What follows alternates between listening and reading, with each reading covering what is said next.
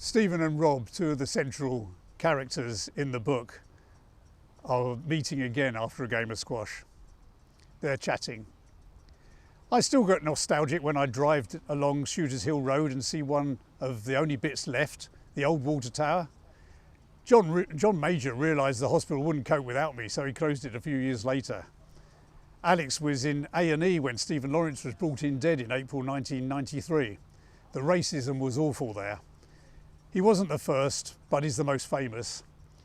2 years before, a 15-year-old Roland Adams was killed just a few miles away by a gang, also while waiting at a bus stop.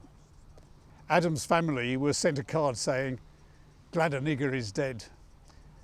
And when Rowan Goodall was stabbed to death the following year, graffiti appeared saying 2-0. The police added insult to injury by spying on and hassling the victims' families. Alex, with a surname like Ephialtes, was told to piss off back to Bongo Bongo land. Ignorant gits. No idea it's a Greek name, and he was third generation. His Greek Cypriot grandparents arrived in Camden after the Second World War, when Cyprus was still British.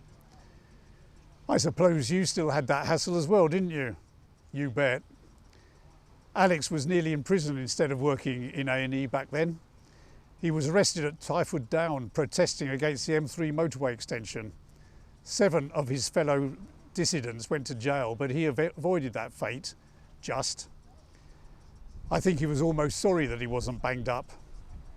Medicine is such a small world, everybody knows each other.